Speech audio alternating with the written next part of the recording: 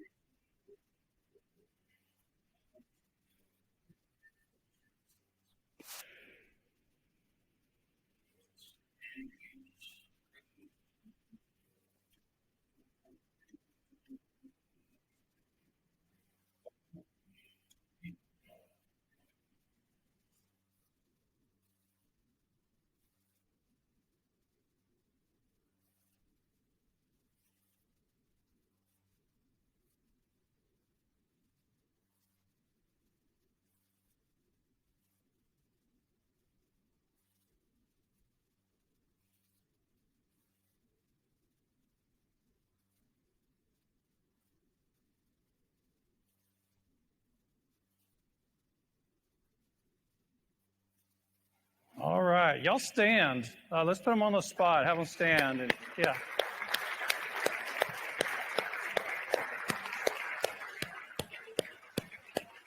Okay. Thank you so much for each member of the ACCA Board of Directors for choosing to serve as a leader in our association. Remember, we are always looking for great volunteer leaders.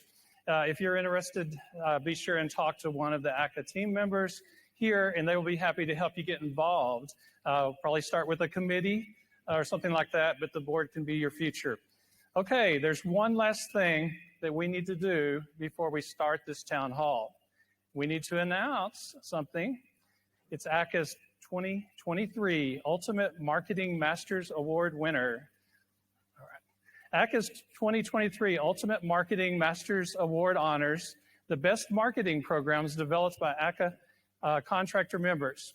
This week, you all voted on who should receive the Ultimate Marketing Masters Award from the following companies. It was a very close vote. It came between two companies with 52 votes for one and 57 votes for our winner. Let's watch the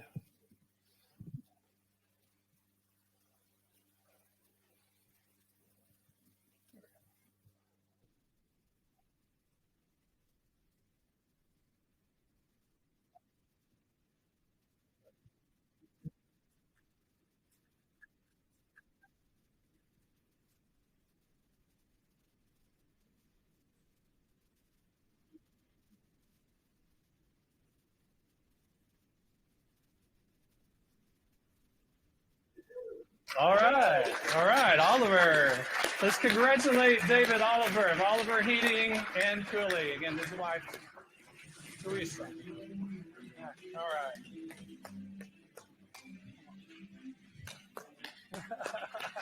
All right. Okay. Congratulations. Thank you. Congratulations. Okay. You want to get a picture first? Okay. Okay. All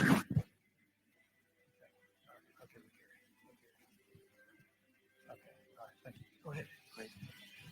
I just wanted to thank anybody who voted for Oliver, and special props to Ashley Denon, who's our marketing manager at Oliver. She was the driving force between all of our print media. So again, I thank you and thank ACCA for a great convention and for this award as well. And I also want to thank my wife, Teresa, for all she does to support me and the Oliver Company. Thank you. All right. Thank y'all very much. Okay. All right. Yeah, go ahead. Okay.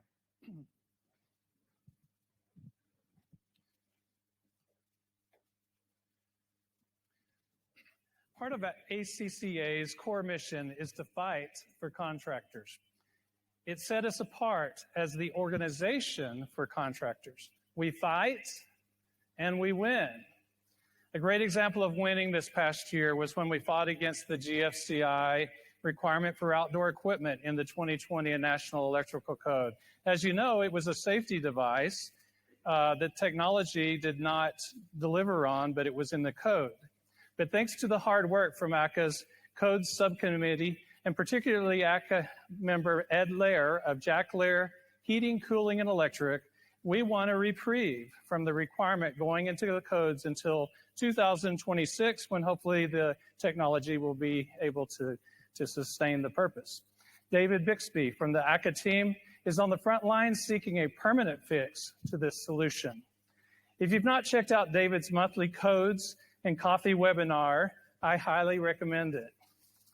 This is just one example of the issues that ACCA has been working on, but the pace of change is accelerating as environmental agencies push for rapid electrification and refrigerant regulations that will further strain your supply chain and the workforce. But it will also provide opportunities for quality contractors to shine. Like everyone else at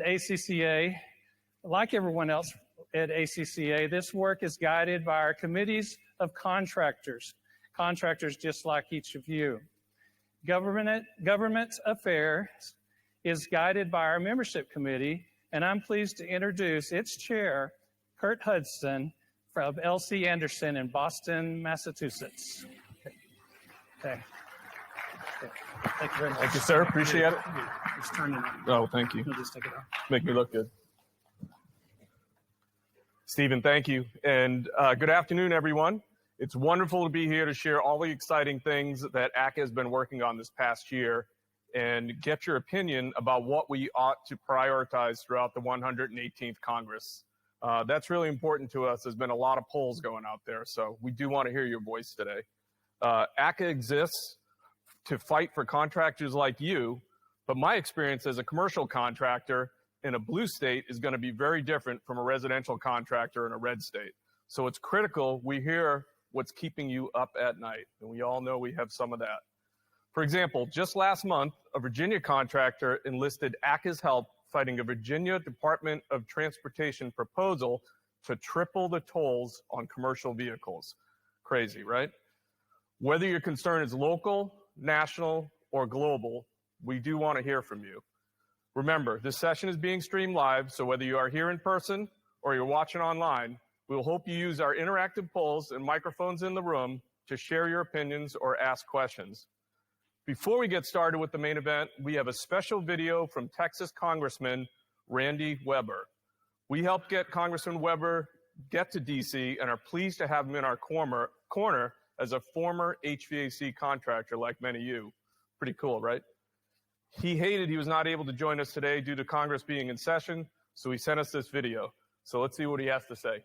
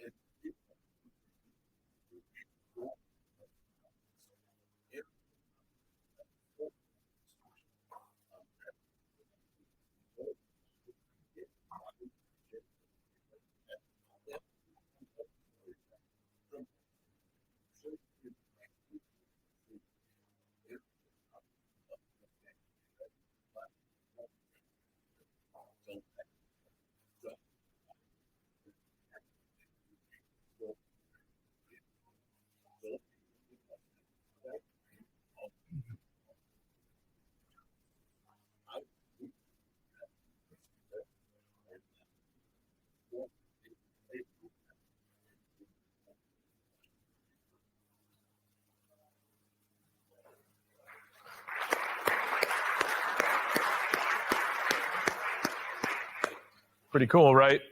Congressman Weber's message really hits home the point that we need to be active in what's going on in our government, not only at the national level, but at the state and local levels too.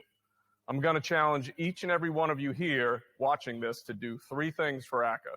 Number 1, when ACCA sends out one of the action alerts, make sure to take the time to send the letter and support our industry. Number 2, reach out to members of Congress and leverage the fact they spend more than half the year back in the district and have district staff eager to get to know you and your employees. Let them know that you're an HVACR business owner and that you want to meet with them and share your story with them. Getting to know these people makes our voice louder and stronger. And number 3, sign your ACCA PAC prior approval form. That's the Political Action Committee. It's really easy, and it's a great way to be the first to know what's going on with ACCA's government relations activities. That's it.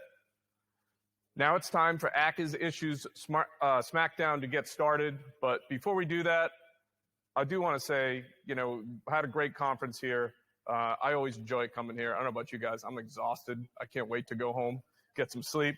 Somebody planned a 7 a.m. committee meeting this morning. I was really not happy about, but we got through it, and it's been really wonderful. But, we say at ACCA, with our political clout, we punch way above our weight. You can see with Congressman Weber being in our court. But whether you believe whatever on politics, whatever side you may fall, we need to be in the conversation. We need to be in the game. So we do need people to contribute. Unfortunately, it does take money. And I'd like to be the first to say I'll pledge $1,000 to the PAC, and we're happy to be on board. And I'd like to see if anybody else out there will join in with us and be part. Thank you, sir. Manny, I see you in the back. We've got a couple. Awesome. Thank you, guys. Let's welcome to the stage ACCA's President and CEO, Barton James, and ACCA's Director of Government Relations and Advocacy, Chris Sarnecki.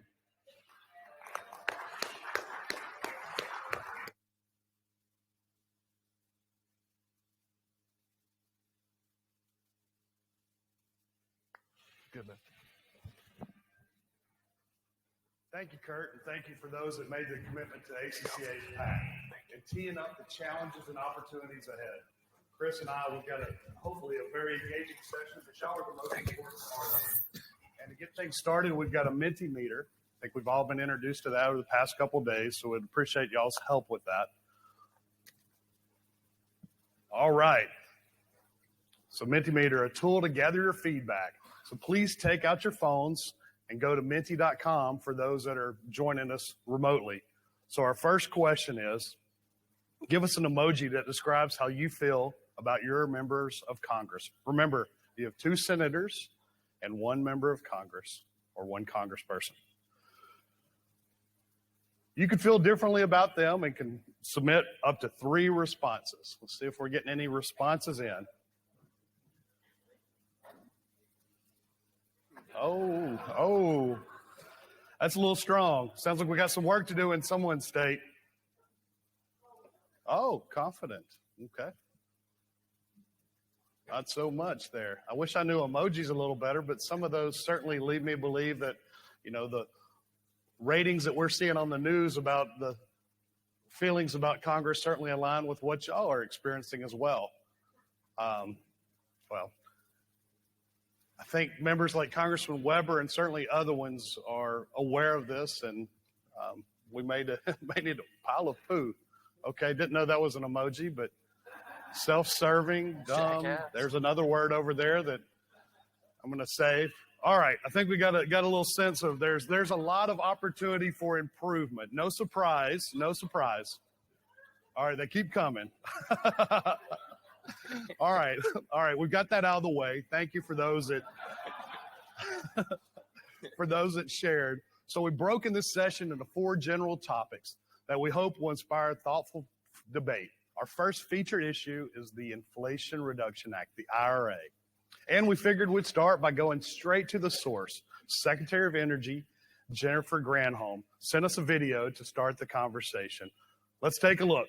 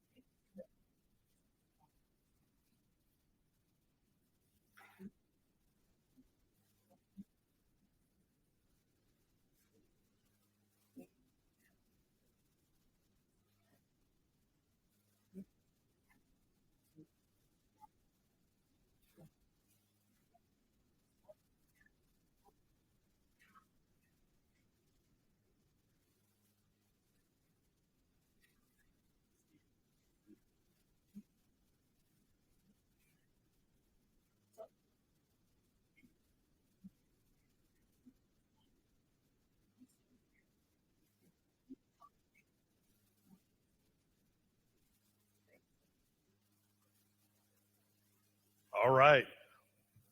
We may not always agree with everything that our elected officials, or in this case, appointed officials say, but it's nice for us to be reminded, hopefully for you all, ACCA is punching above our weight. We do that on a regular basis. Chris, thanks for forming that strong relationship. This is one of the top decision makers in the country, and that's what ACCA does and works on a regular basis on your behalf. So it's a pleasure to get to see that and be reminded of it. I'll challenge you to look around and see if there's another association or group that you may cross paths with that has that level of relationship. It gives me a lot of pride. All right. As a reminder, ACCA opposed the Inflation Reduction Act. Let me get that out of the way. I admit it. We oppose the Inflation Reduction Act. It wasn't because of the heat pumps. There's a lot more to the bill. There's a lot more to most things in D.C. So last summer, because of its $500 billion price tag, comes at the expense of small businesses like you all. And enforcement measures. Sadly, we are seeing more of those concerns in President Biden's recent budget proposal. That includes over $4 trillion in tax increases targeted at small businesses, family-owned business, including raising the top rates paid by pass-through businesses, increasing the net investment income tax, making harmful loss limitation rules permanent, imposing a new minimum wage tax on larger family businesses, and doubling the tax rate on capital gains. These policies would raise top marginal tax rates, listen to this really closely, from 29.6% to 57%. Depending on your state, likely much higher than that. Again, 29 to 57%. So all your hard work may go out the window. But we're really excited about the upside of the Inflation Reduction Act, which is the focus there that the Secretary hit on. With that said, there's some really exciting ACCA priorities that were included in the bigger IRA package. To discuss them, I'd like to invite to the stage ACCA's VP of Membership and IRA extraordinaire, who has also been a driving force behind our member education on this, Sean Robertson.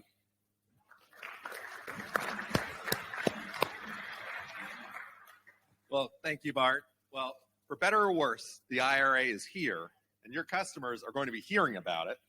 So I'm going to start the Smackdown right now. Not a big wrestling fan, but I know they normally throw chairs and make all right. scenes.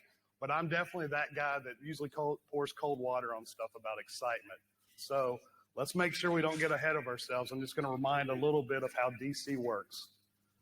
It's a long process from the time things happen. The Inflation Reduction Act, there were some pieces that they modified, but more importantly, you get to see politics play out. Just heard a little bit of that with Congressman Weber versus the Secretary.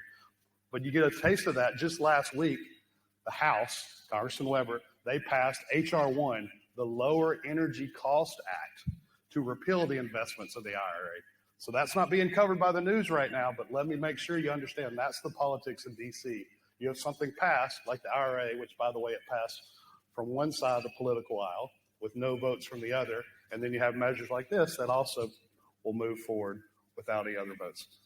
Anyway, sorry to start that. That's fine. Smackdown, so just want to pour a little cold water before we get into all the good stuff. Well, just to turn the other side, though, Bart, unless the Senate or the White House turn over, we're going to be dealing with the IRA for at least 2 more years, and your customers are going to be hearing about it. I mean, you've all heard the ads, right? Get free solar panels from the government, right?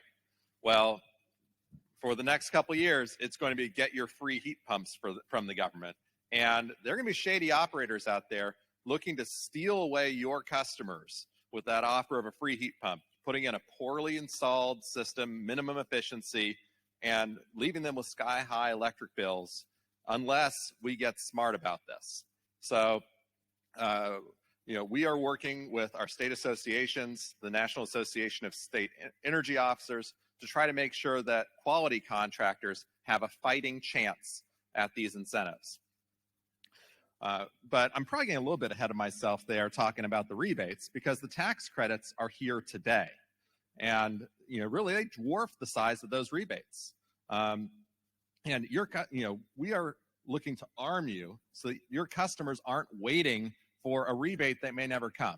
Waiting, not buying your equipment today for a rebate that their state may opt out of entirely, or that they may have too high an income for. And we're looking to arm you with facts too, so you don't mislead your customers or get caught up in a legal jam, which I think some people might very well have happen. Of course, that's the other thing. These tax credits, which are first of all much larger in amount than the rebates in aggregate, not on individual installation. Certainly for a low-income customer, those rebates can be worth up to $14,000.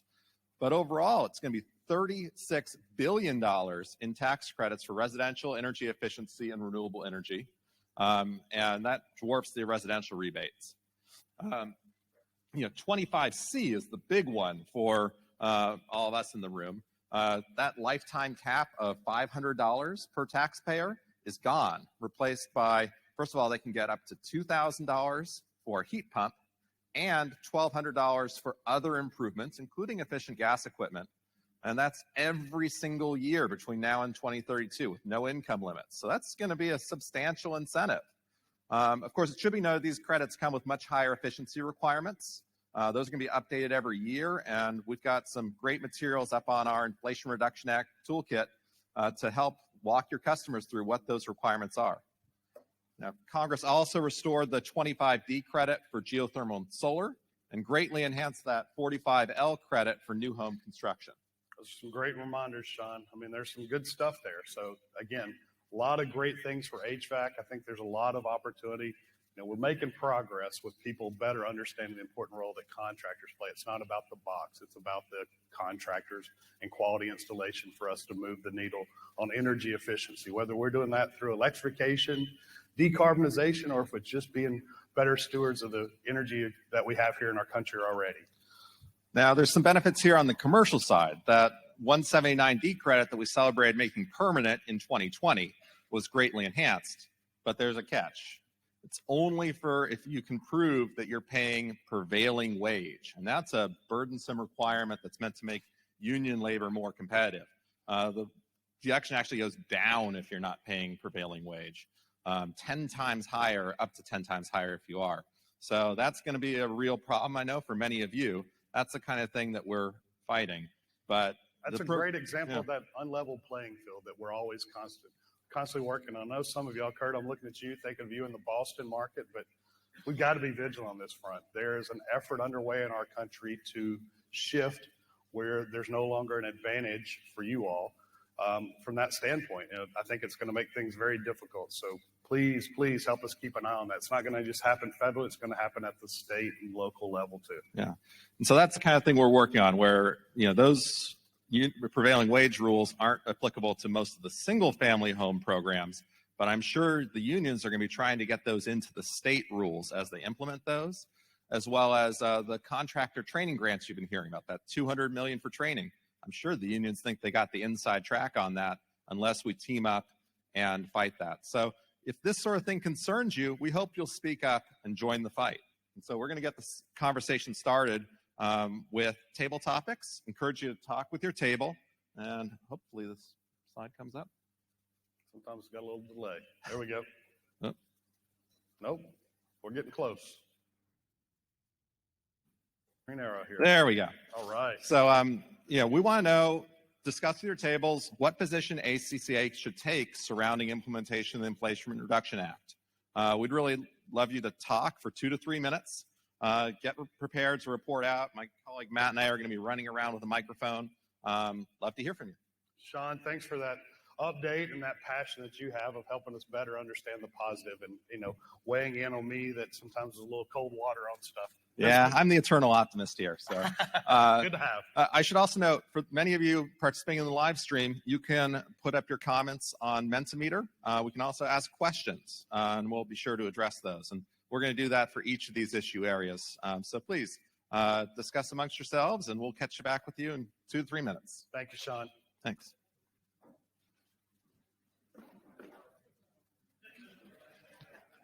Come on. We know you have opinions. Good rebates. Bad.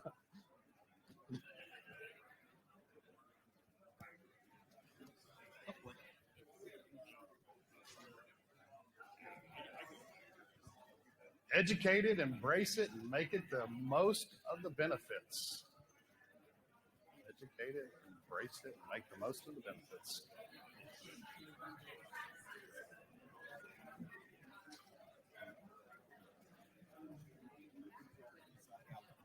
What's that?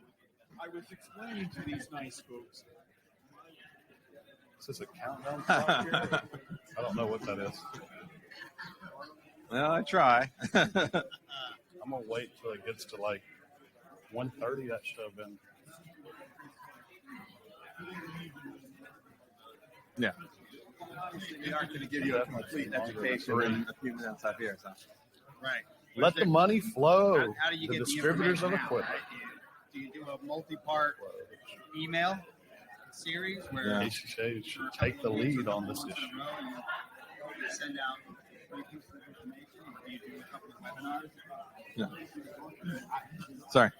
I do not know how. Yeah. Sorry. I'm just in terms of how strategies for education. I mean, we've been sending them out quite a bit with the blogs and stuff. I think what we haven't been sending out a lot of, though, is the rebate programs, because those are implemented on the state level. Yeah. And so that's why we're working with our state associations here, hoping to be able to get them up to build a collection of resources around that. So Is this you here? All right.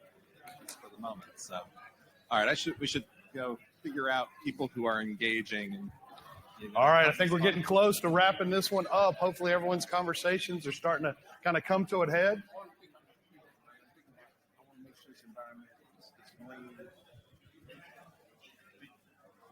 All right.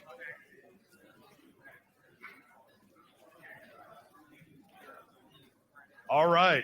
Looks like you had some great conversations. I can tell by the smiles on people's faces, they've got the answers to this. All right. All right, we're ready to report out. Does anyone have some words of wisdom for us other than these that we have here on the screen? Great suggestions here. Let's see. We can read some of these off. Tax credits good, rebates bad. See, what is the... So... All right, if we can come back in, we're going to read off some of these and come to you all to get your input. I love that we've inspired such great interaction. So thank you for that. Absolutely. I do see, what is the OEM's position on the IRA? I'll start with that. I know that a lot of the OEMs have posted a lot of their own information on the IRA. Some have cribbed our information, of course. But you know, I think they're pretty enthusiastic about money pumping into the industry. And of course, they don't have to worry about things like prevailing wage. So that's a challenge in and of itself. Any other questions, comments? Looked like you were having pretty good conversation over here. Nope. All right. Well, thank you for all that input. I know we got a video here, I believe, that was submitted in advance by a contractor, Cap Wolf of Wolf Brothers in Sturgeon Bay, Wisconsin.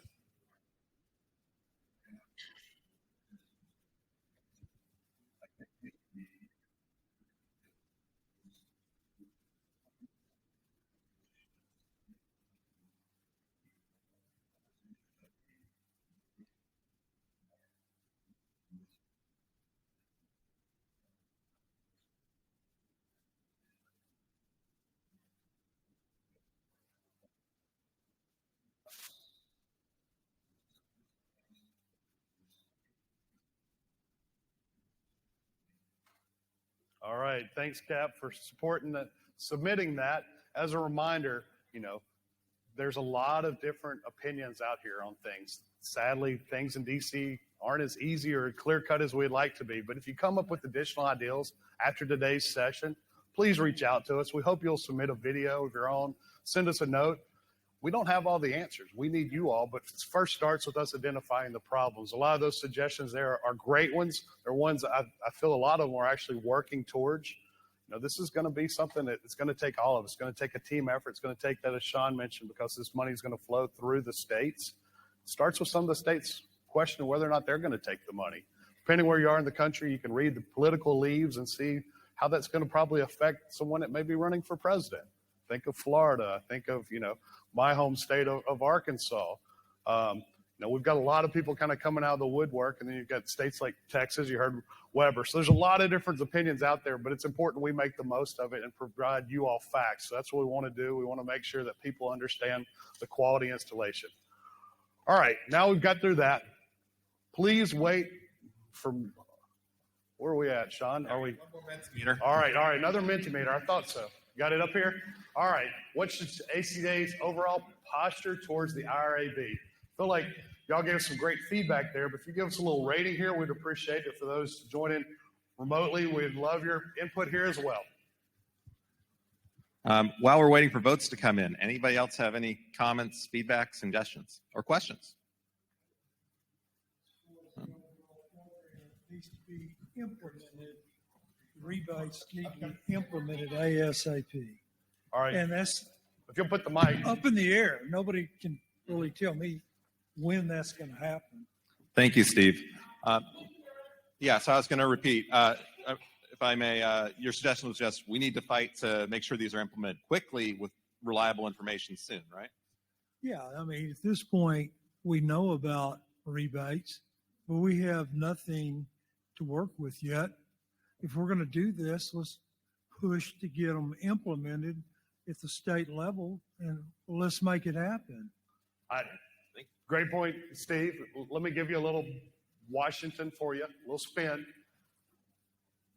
The transportation bills that Congress has been doing forever, that wasn't something new and creative. For those that may recall, it's been over 2 years since the last one was signed into law. Money has not flown out the door for that yet. So these things that are new take a long time.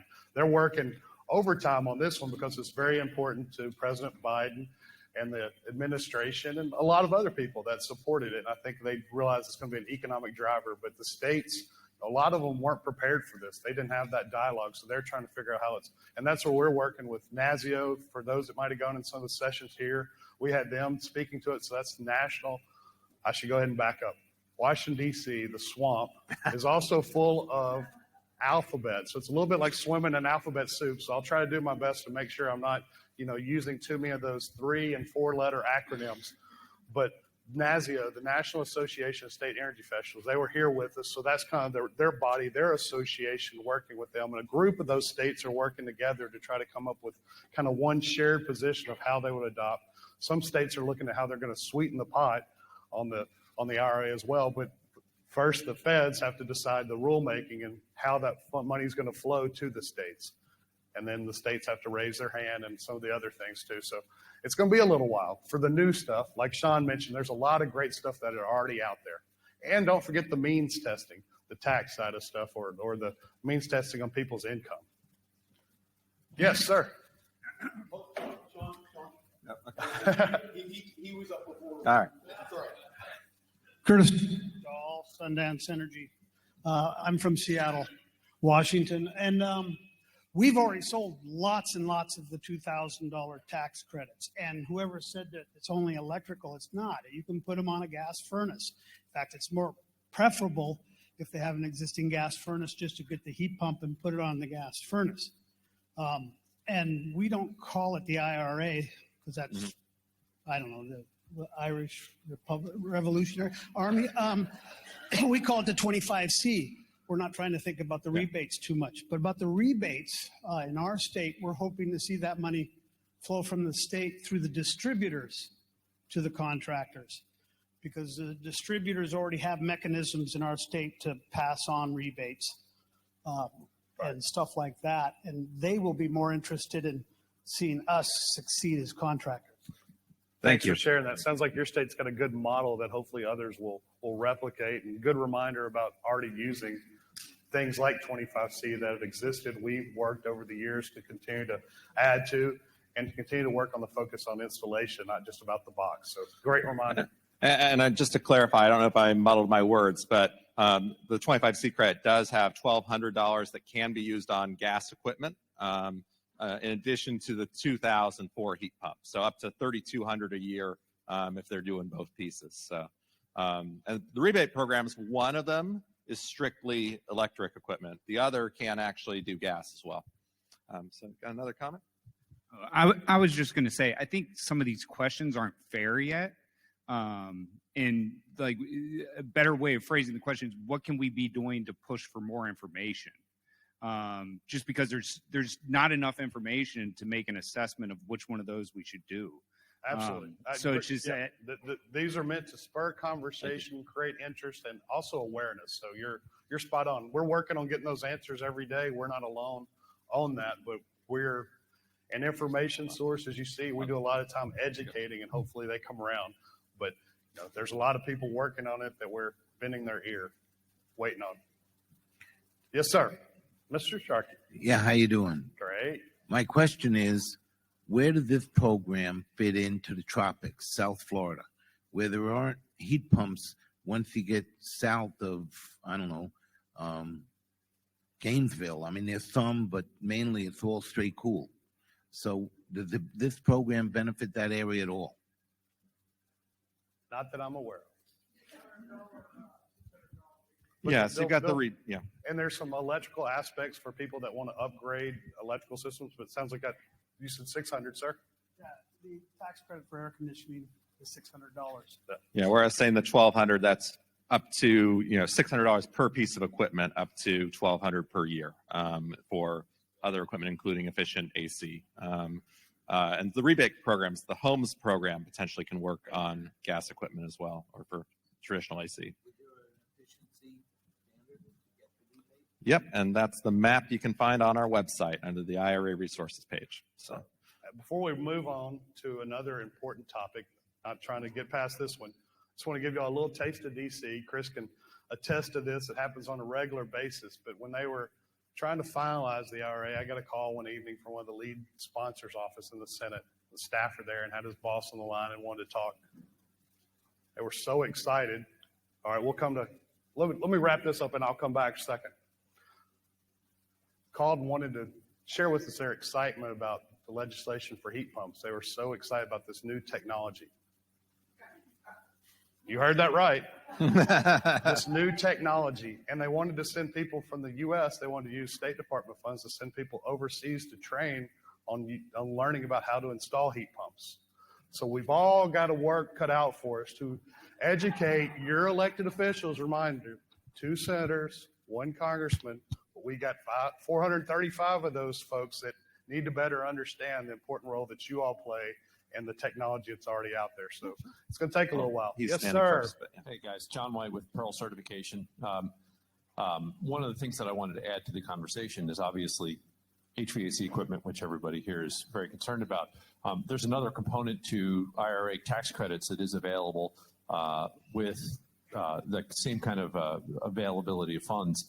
And that is if you actually improve the shell of the home, and I don't know if anybody here actually takes consideration for the shell of the home, that's also eligible for tax credits. And the tax credits are not capped for individual improvements for air sealing or insulation, but you can take all of the $1,200 in a given year and put that towards shell improvements, which are going to make your HVAC systems infinitely more effective in the customer's home in reducing humidity, controlling indoor air quality, and all of those things. So that's definitely something to keep in mind. And if you guys have somebody that does that kind of work for you, or if you do that internally, this is a great time to be considering how to incorporate that into the service offerings that you guys provide. Thanks. Great reminder of the kind of facet of the IRA beyond just the heat pumps that gets a lot of attention. So there's a lot of great opportunities. We're going to shift gears a little bit. Going to bring in a great expert here to talk about refrigerant transition. Yeah, absolutely. Thank you, Bart. As we heard from Congressman Weber, the AIM Act is bringing big changes to the industry.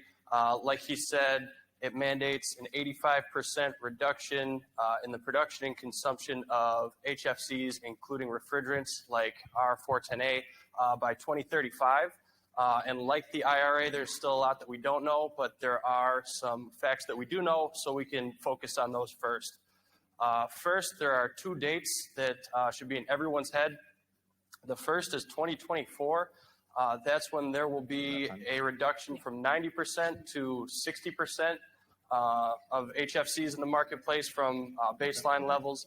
And then again in 2029, there will be another reduction from 60% to 30%. So those are the two big dates to look out for.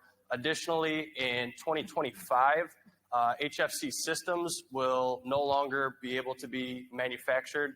And starting in 2026, their sale and distribution will be prohibited.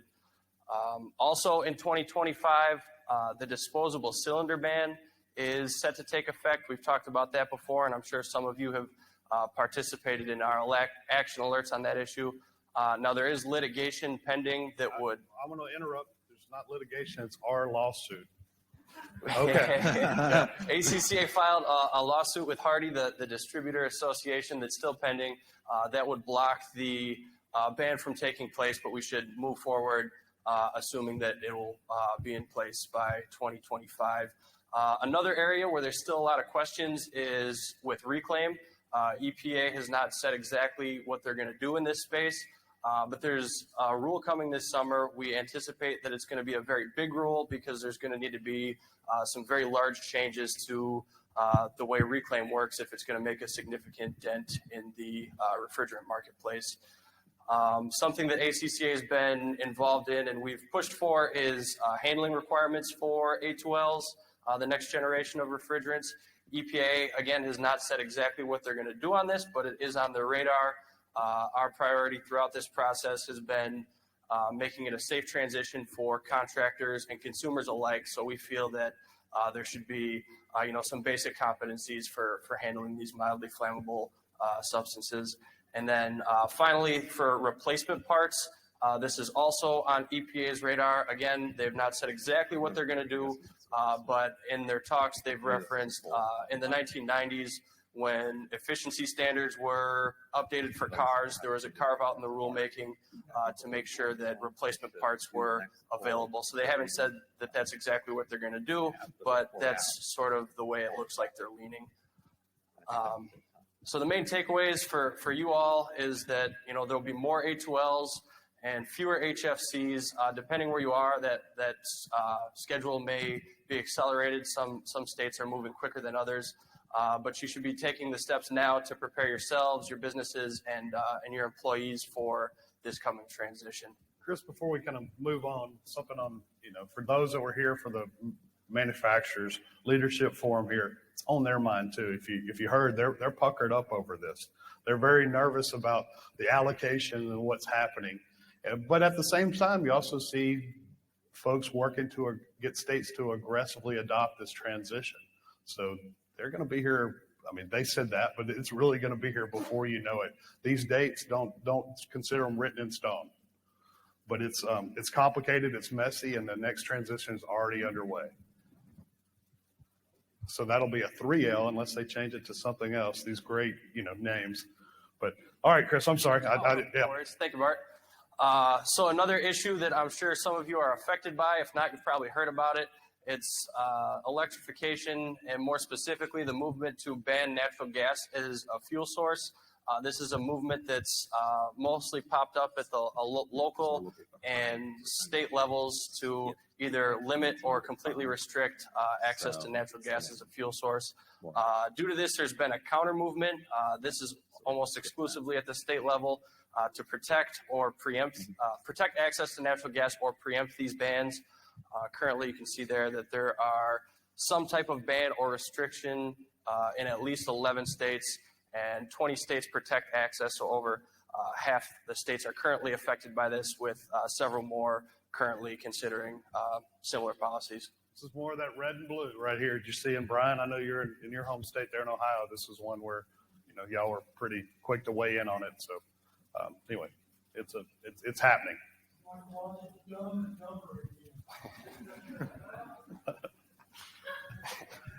It was tough to watch the first time. It's worse the second, right? Hopefully he's not talking about us. Yeah, Steve. Chris said, I hope he's not talking about us.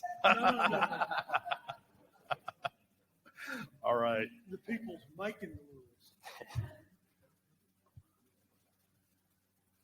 Looks like we got another. Yeah, Oh, we're good. yeah? All right. This is another one of those table topics. We'd encourage you to discuss amongst yourselves. What keeps you up at night about this? The electrification, the transition of refrigerants. Love to hear your thoughts after you have a few minutes to discuss. And as you're thinking on it, kind of remind you, ACCA's position, based on feedback from our member leaders, you all, is for us to maintain where y'all are in the position to decide what's best working with your customer and let the free market drive that process. So if y'all feel like we need to go in a different direction, let us know. What keeps you up at night? Being cold. Being cold. That it's not happening fast enough. Wes. My electric bill. Wes keeps somebody up at night, Wes apparently. keeps them up at night. Upset customers. You're famous. I was going to say. Bring it on. Rolling blackouts.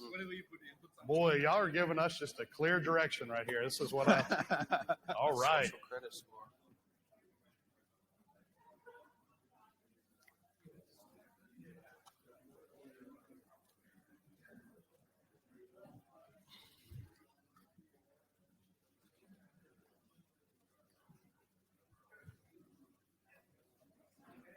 Is there a way to scroll the menu? Yeah, I don't know if there's a way to scroll. Coming in? I don't know if we anticipated this many responses. So.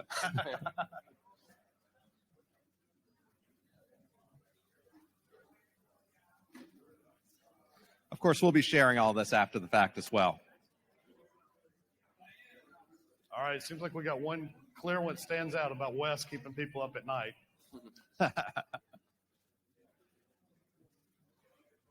All right. Well, I know some folks have flights to catch, so maybe we should bring folks back together. Absolutely.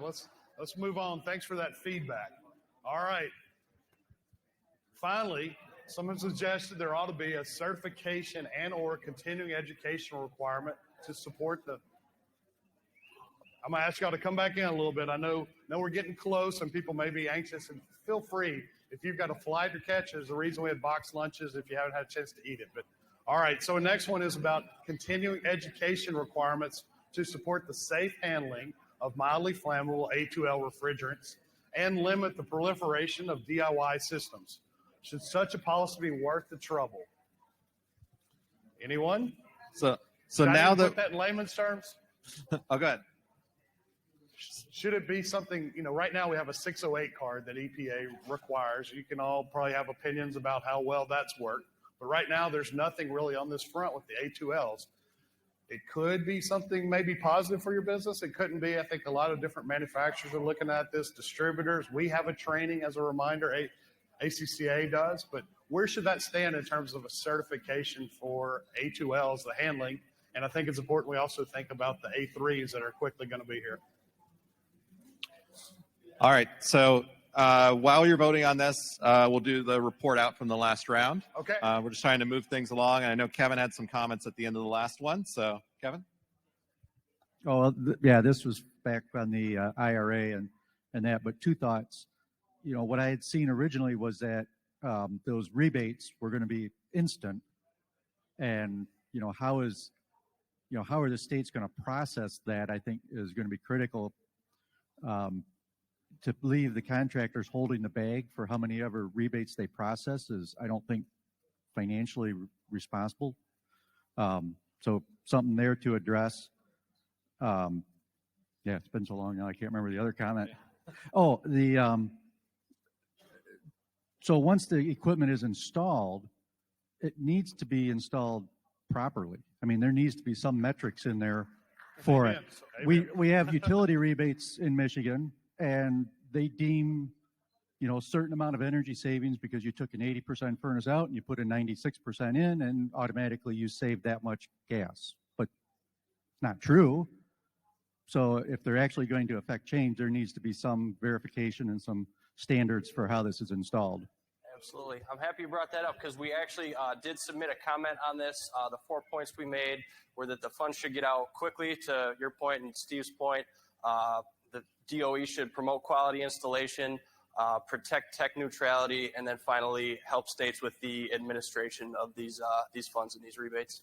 And what Chris's last point, there's a great reminder about the IRA. There was no funds to implement this for states. So if they were caught off guard, they're scrambling, again, how to staff this, how to deliver it. And also, great example, Kevin, is there's some examples of where this has worked. We heard a little bit of that. So rebate programs, other states have utilized some outside partners to help deliver them. Hopefully that's where they'll run after that and doesn't put you between the customer and checking their income qualifications and some of the other things that there's talk of right now. Quality is always going to be ACCA's top focus there to make sure you're recognized for your work. All right. Sean, where are we? Well, anybody has any other comments on the refrigerant transition, electrification, natural gas bans, any of that? Most power plants, to the best of my knowledge, use natural gas to make electricity. How's this going to work? Do we have the grid to handle getting rid of natural gas and electrifying the whole country? We can't even charge all electric cars right now and stuff like that. There's something missing in this discussion, nothing related to any of us. But you just have to wonder who's on first on Capitol Hill. Thank you. I think that might have been a plug for our PAC. Yes, it sounds like. All right. While the issues just discussed may be controversial, there's little controversy about what's top of mind for contractors, workforce. One of the most creative thinkers on this issue has been Small Business Committee Chairman Roger Williams. Again, they're in session, so we asked him to join us remotely, where he recorded the video.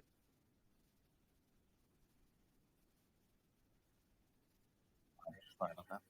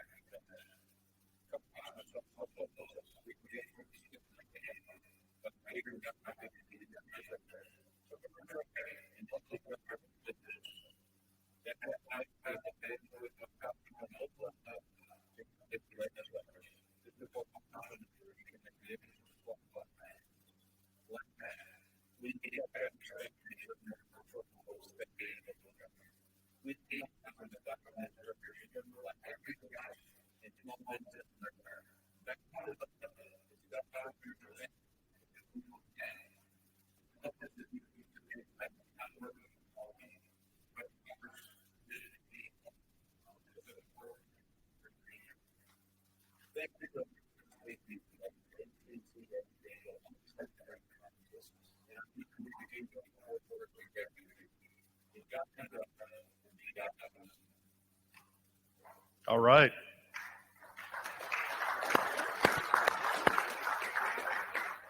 A little bragging, right? We get to show off all of our good friends in Congress. Clearly, Texas, despite neither Chris or I being from there, has a great lineup of representatives that are battling on behalf of you all. But Chris, you want to talk a little about workforce and some of the exciting stuff and some of the challenges we got coming?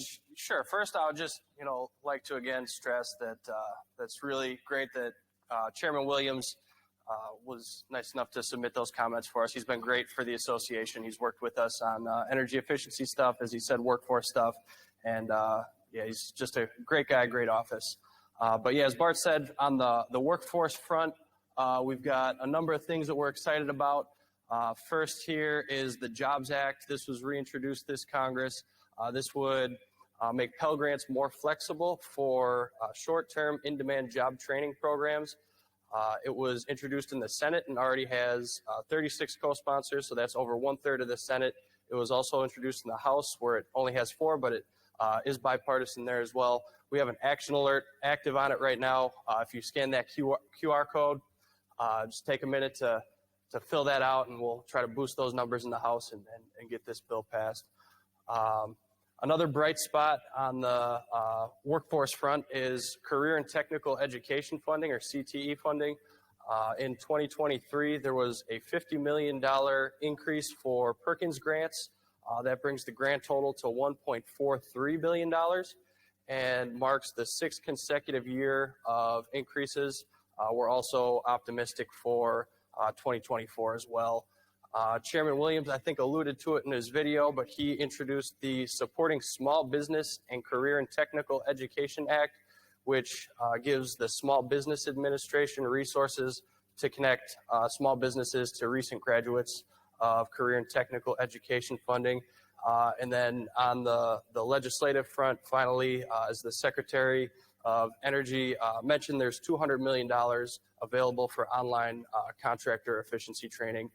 That was one of our priorities that got included in the IRA. So a little pittance there, $200 million. We're talking billions.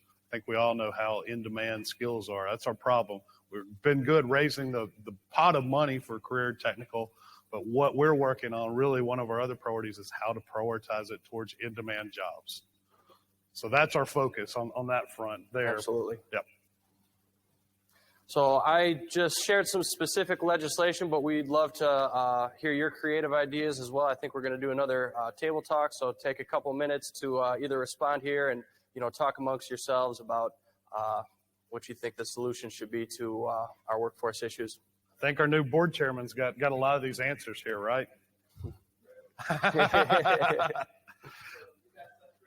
So far, we're actually going to skip the discussion and go straight to comments folks may have. Feel free to vote on Mentimeter or weigh in verbally. All right. No comments. All right, so workforce. I got one here. All right, Martin Hoover. I mean, I have a lot to say about that, and that covered a lot of territory. So, getting good people into our industry, getting them trained and getting them productive is a huge issue for all of us.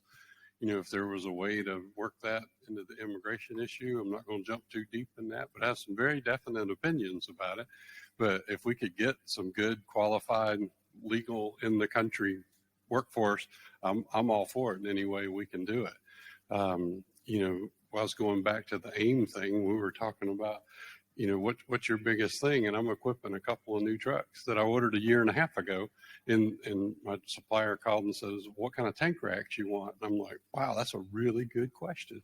So I don't know if I need 6 or 15 or if they should be 30s or 50s. So it's really interesting, all the things that have yet to be settled. And part of the workforce is I got to equip that truck for whoever I'm going to put in it. So I'm really hoping we can work together to come up with a good solution for that. Thank you, Martin, for that. I mean, we've got to get creative. I mean, you all have shared with us way before COVID that the workforce is a challenge and it doesn't seem to be getting better. But immigration, I think, is one on a lot of people's mind. It's hard not to be. Chris, I'm going to brag on your former boss, the congressman you worked for, but I thought he was innovative in his approach. He's a member from Wisconsin. If you've not picked up on Chris's accent, a little different than mine. But he was interested. He was aware of the shortage of nurses there in Wisconsin. So that was one he was working on to get them special visas. So using that in-demand provision. So is that something that we need to work on? Is that something we're comfortable with as an association to run after? So on our mind, looking for, suggestions. We got the poll up. All right. More technology. We got some votes here coming in. Some of this is meant to be a little fun, but also just to give us a little sense of where people stand on this. I mean, these are, despite things like workforce being something that's a great bipartisan, issue that we should all be able to get behind, get into immigration, it really crosses beyond that. So it gets a little complicated. We can also take comments verbally or questions. Anyone's got the answer or a strong opinion on workforce overall. All right. No. All right. Everyone may be getting a little tired. Oh, it's a dead heat. Sorry. It was a tie across the board. Someone's pulling ahead here. All right. So as we see, and I guess everyone join us online, yes, increased immigration, visas, and amnesty. And then on the other side, falling behind slightly is no, oppose increased immigration. And then you got in the middle. So I think this lines up a lot with what our country seems to look like on these issues, which you get a sense of why it's complicated for, not to give Congress an excuse, but you see, it's not easy to have an answer. Again, this is just a poll, but it's meant to kind of capture some of those dynamics in our country. All right. For our final section, Chris and I are going to trade off briefly discussing a variety of other issues. Sometimes come up as contractor priorities, and then we'd love to hear what else you're thinking about that we should work on. All right, will you load those? All right, we got them up here. Lightning round. For example, we've tended to think about state licensing and continuing education requirements as a way to differentiate quality contractors and support excellence in our industry. But we'd also like to know what some contractors see these requirements as a regulatory burden, and some state license are little more than a tax. So help us with this if you would. Please help us understand how you see this. Got a little poll going right here. So it's looking at state license, continuing education. Do you see this as a good, a positive? I think the other one, hopefully it shows a little clear on your screen if you're having trouble seeing it, but my state doesn't have an HVAC license, far right, protect for quality contractors. So got a little mix there, but this is one that's certainly been on our mind. As a reminder, 17 states don't have a license requirement in our country. Every state has a license requirement to cut hair. Add that to your talking points of why we need to do better and why the electric cart may be ahead of the horse a little bit on things.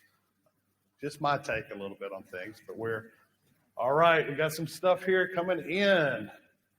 Protection for quality contractors.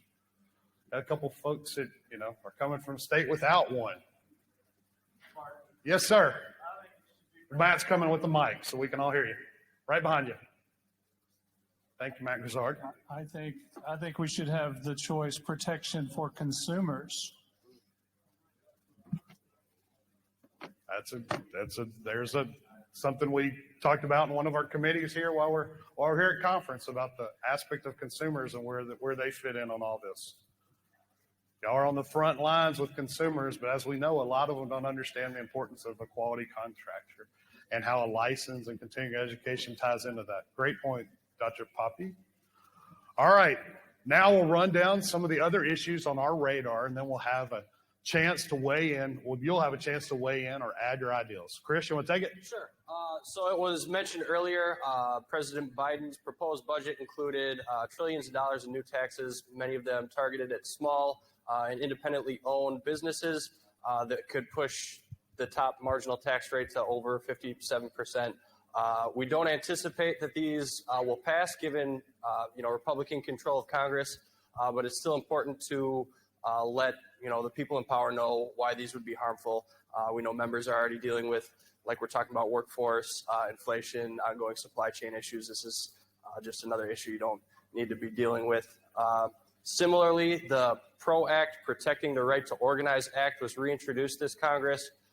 This proposed law would radically overhaul America's federal labor code in favor of unions, restricting the rights of employers and employees alike. And like the budget tax increases, we don't think this will pass given Republican control of the House, at least this Congress, but it came dangerously close to passing last Congress and is something we shouldn't forget about because they will keep trying. Regarding quality installation, we've had talks with DOE recently. They've told us what they've told us in the past. They lack the authority to enforce efficiency standards at the installation level. You all heard that right. Let me repeat. The Department of Energy that just talked about the importance of quality installation, the secretary, they do not have the authority to regulate beyond the box. So, Chris? That's correct. But luckily or gladly, last Congress, there were 4 bills introduced. 2, I think 3 in the Senate and 1 in the House that included specifically ACCA quality installation language. So we're going to continue those conversations. All the offices that had introduced these bills were Democrats, so we're hoping for some help, some buy-in from the Republicans as well to make this a bipartisan issue, because anybody that cares about energy independence should care about energy efficiency. A lot of this is related to quality installation of the HVAC contractor. Here in Louisiana, they got several class action lawsuits against 2 very large builders. The houses leak, bunch of other issues, high humidity problems and all. But these builders are still allowed to build hundreds of houses at a time in different neighborhoods. But again, the HVAC contractor is held liable until this stuff goes to court. What backing do we have when we come across this and these contractors are allowed to keep building? That's a tough one with our litigious society that we have, and you see us even creeping into that. I mentioned somewhat bragging about our lawsuit against EPA. You get to that point where you have to take action in a certain way. So I don't know. They're the state. I'm not sure where y'all state association is. Our goal is to be a partner on those efforts. We're happy to support on that, but I don't know if a legal alternative for it. But I think we've got a great toolbox to support quality installation, how it benefits. But yes, sir. One other issue we had recently is the Home Builders Association tried to get the indoor design temperature change from 75 degrees to 70 degrees indoor. And here in Louisiana, high humidity, this will create more problems. We got that, but it took a lot of fighting through the manufacturer's reps to argue with the International Code Council, because we were told Home Builders Association's got mega bucks, they can fight it all the way they want. It was to get approved. Well, it didn't get approved. The only thing that did get approved was they're going to increase R30 insulation in attic to R38. How are they going to achieve that? We don't know. My question to you is, if we come across some more issues like that, can we contact ACCA to give us some support. Absolutely. I mean, that's what we're here for. And that's why we have the backing. We have standards that are backed up, that are ANSI recognized. And also, absolutely, we're here to be a partner. Please do. Hi, I'm Dawn Curtis with Air Team in Houston, and to continue on that, we have that issue majorly. We do a lot of new construction. We're in a lot of lawsuits that the builders put us in because of mold, mildew, tight homes, poor insulation. So I feel you. Yeah, share information and maybe we can help each other out. But yeah, it's drastic. It's the AC is just reacting to the home, and unfortunately, we get called out when it's not us. It's tough. I'm going to I'm going to share a little bit. When I came to work for ACCA, I've spent the better part of my life in D.C. The thing beyond marrying into this world, my father-in-law being a HVAC contractor, brother-in-law here in Louisiana, was the fact that the power of this group. Each of y'all are in these people, these elected officials, these decision makers, whether it's local, state, federal, you're in their homes. You go to church with them. You have the ability to be in people's homes 2-3 times a year. You sell them anyway, all the stuff that you know, but from an advocacy standpoint, we should be running circles around the home builders. They get one chance at this, but they've got some tools in their toolbox, like a monster pack. They've got a big presence. They've got a huge association. And all very active members. They've got an army. So help us build the ACCA army. That's my ask of you. All right.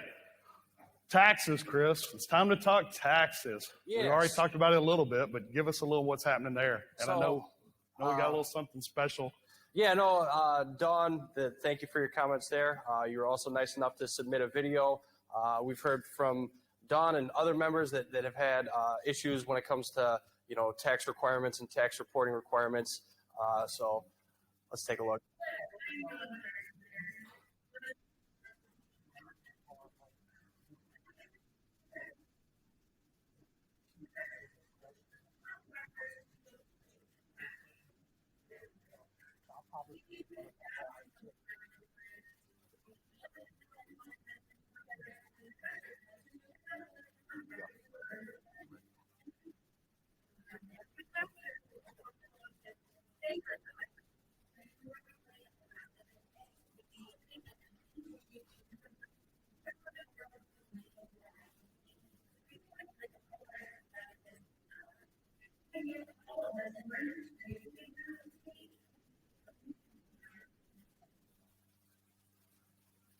Dawn, I suspect you're not alone on this. When you and I first talked about it, I hate it for you. And it's from one of the things that we talked about. The IRS now has a lot more resources coming their way to look after people. And, there's some real challenges out there. I don't know if others are running into that. Dawn, I don't know if there's anything you want to add that you didn't hit on there or.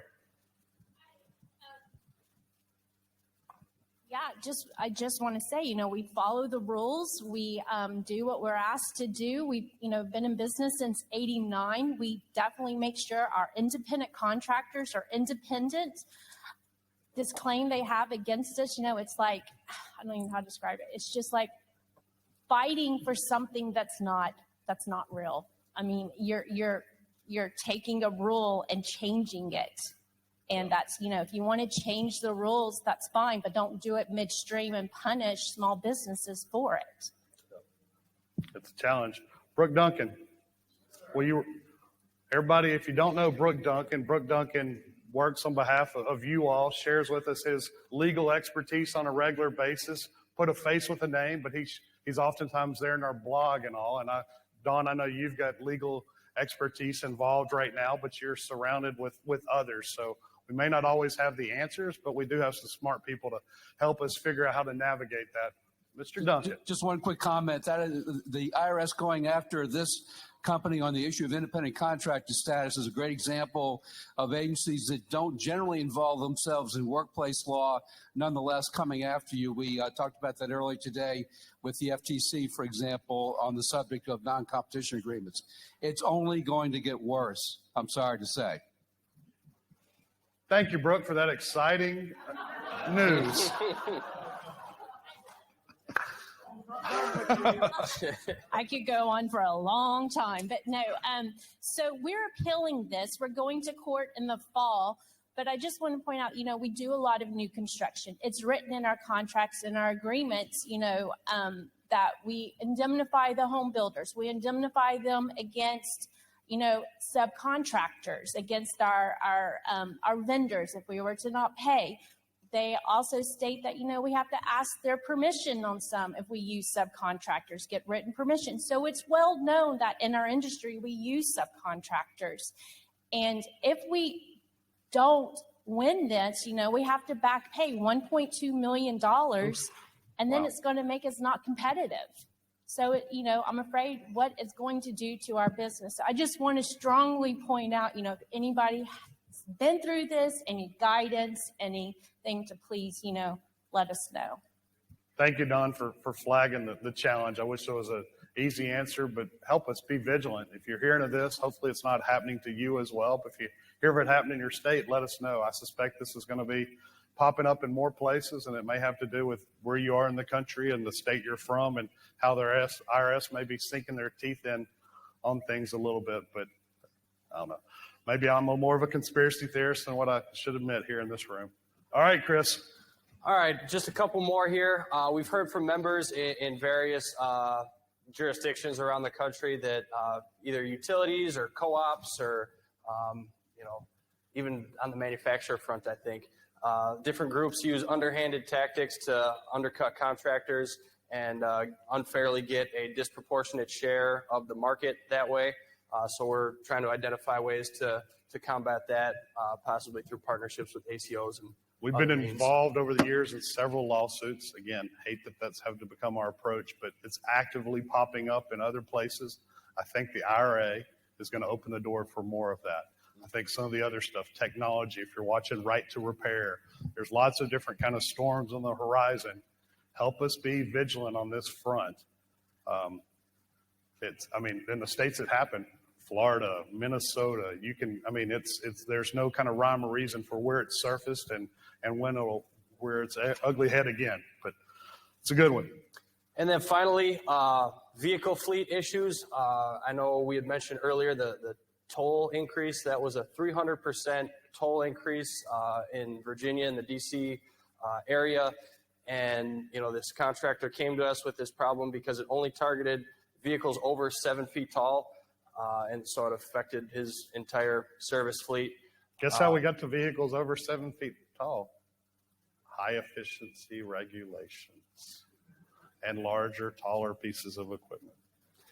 So the most troubling thing with this specific instance was that these changes were made with very little option for public input, and there was very little notification. So he was blindsided by this, and it had a real impact on his operations. So if anybody's experiencing stuff like that, where you all are, we'd be happy to lend a hand. And this is one where we found out after the fact. Yeah, right. This was after the fact. Now we're working to see if we can make some changes. It's not tied to weight or any of that kind of stuff. But if you can be proactive about this stuff, it's a lot easier to block it than reverse it. And DC has a little bit of like California. What starts there sometimes creeps across our country. So if you're in a place that has tolls, some city may go, oh, that's a great idea to revenue increase. Matt Grizzard, I see you got someone that's got some direction for us on what we need to do. Ms. Kraft. Yes, hi. So we're in the DC market, and actually it's not a Virginia Department of Transportation or federal. It's a private company that built those lanes. That's right. So that's why there was no notice. It's a private company. They can do whatever they want. And it's a foreign company. They're Australian. Yeah, so. Texas is so, that way too. No matter they outsource where the they're management from, of it. Right. So, that's the future too. We don't have enough money in government to do some of these, newer transportation projects. So we're letting private companies do it who, once it's built, that's the whole concept. They can charge whatever they want.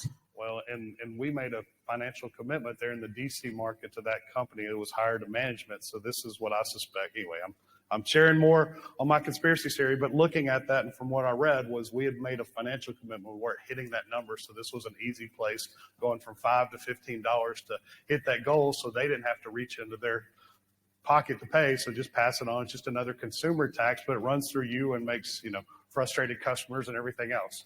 And it makes challenges with just driving and transportation. So you see people avoiding the roads. All right. Man, we're full of great news, aren't we? Just all kinds of wonderful, good things happening. Brooke, you just weighed in. You and I, we can have a pity party at the bar later. All right. One last time, we'd love for you to huddle with your tables and tell us what you Again, we're just going to report out since I know people need to catch their flights. All right. So any comments on these or any other issues you may have? This is your chance to raise an issue that's not even on our radar screen. And while you're thinking on this, I'm going to underscore what Kurt said. Great place to be involved is his committee to serve and help us shape the future direction of ACCA. So we'd love your input here, but that's one where we work through these issues and really kind of run with it. So shameless plug. Yes, sir. Do we have anything coming up that's going to help train code enforcement officials?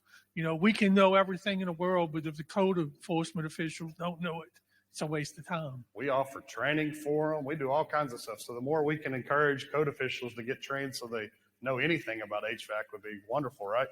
It's true. It's just the only thing is certain here parishes, they can write their own codes. We can enforce this. We're not going to enforce that.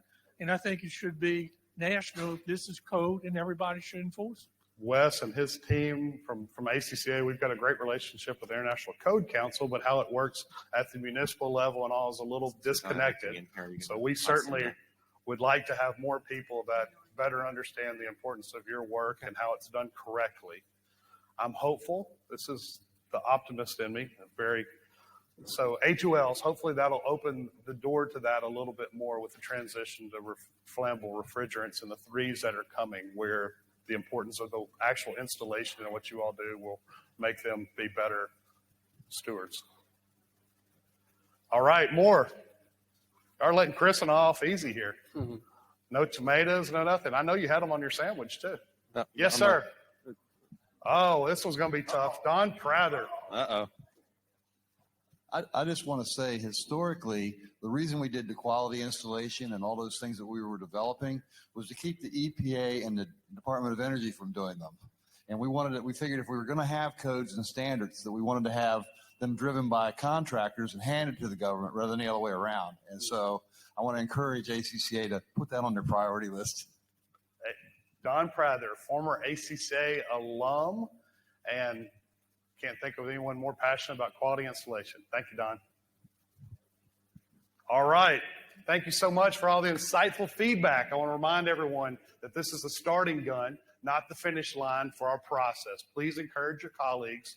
If you're involved in an allied contracting organization, please take this back as an offer. We all need to work together. And your employees to participate by watching the recording session, submitting brief videos, and or just commenting on our contractor forum over the next few weeks.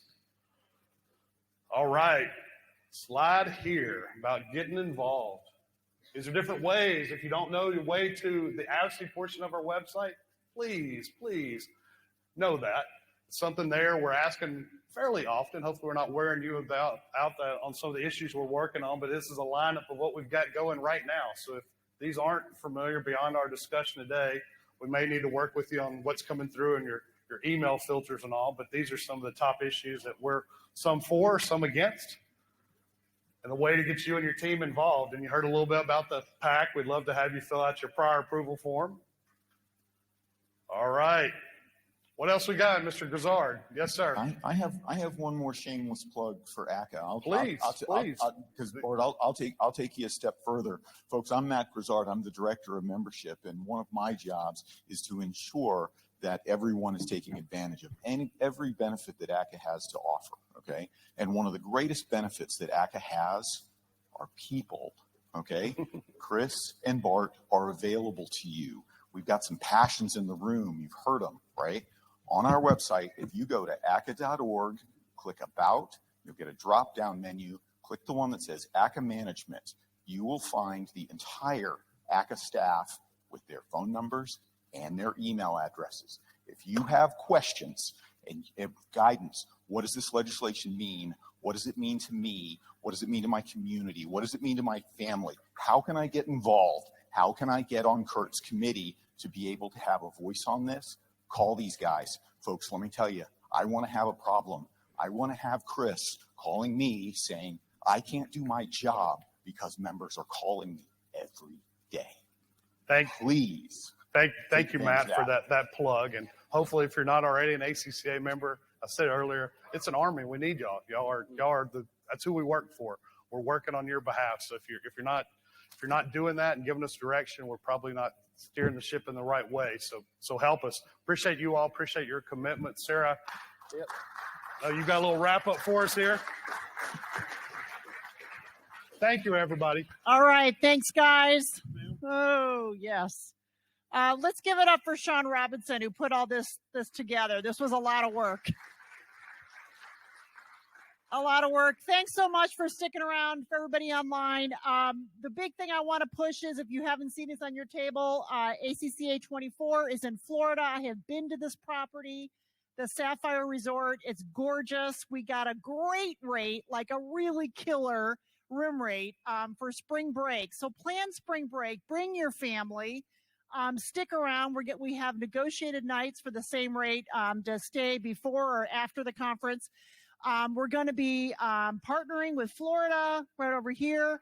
So it's a great partnership. So we're going to see a lot more contractors because we're going to have all the Florida people in. Drive in, this is going to be a great opportunity. So a lot of new things planned for you. Really hope we see you. One more time, give it up for our AV team that have been here with us all week. Matt and his team. And thanks, everybody. Have a safe travels back, and we will see you next year. Bye-bye.